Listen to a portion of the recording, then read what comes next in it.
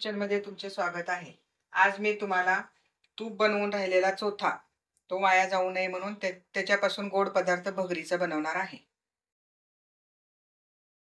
साहित्य: भगर 1 तास भिजवून ठेवलेली, तुपाचा चोथा, याला बेरी पण म्हणतात. मोदक बनवून राहिलेले, त्याच्या नारळाचा खीस केलेला असा ओल्या नारळाचा गूळ घालून शिजवलेला. हिरवी मिरची, 1 चमचा तूप, गूळ आणि 1 बटाटा. आता 1 चमचा तूप ह्याच्यामध्ये घातलं. तूप जास्त घालायचं नाही कारण चोथ्यामध्ये तूप असतं, म्हणून थोडंसं अगदी घालायचं.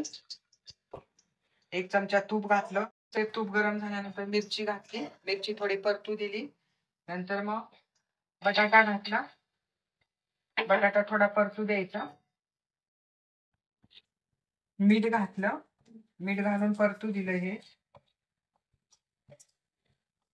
थोडंसं परतू दिल्यानंतर हे तुपाची बेरी, चोथा, तूप कडवून राहिलेलं जे मागं राहतं ते बेरी ह्याच्यामध्ये घालून हलवून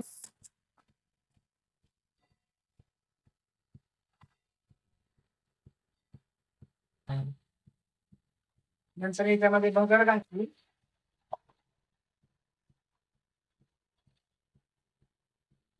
भगर घालून हलवून घेतलं.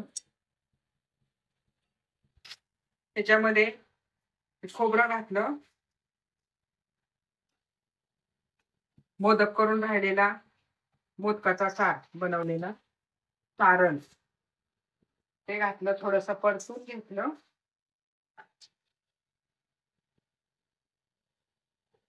आणि नंतर 1 ग्लास पाणी घातलं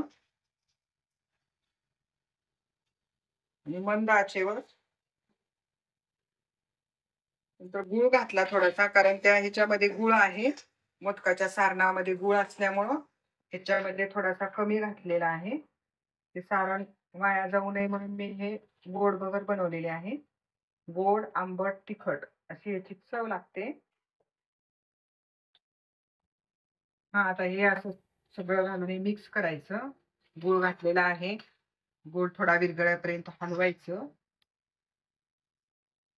आणि ह्याच्यावर 10 मिनिट झाकण ठेवायचं.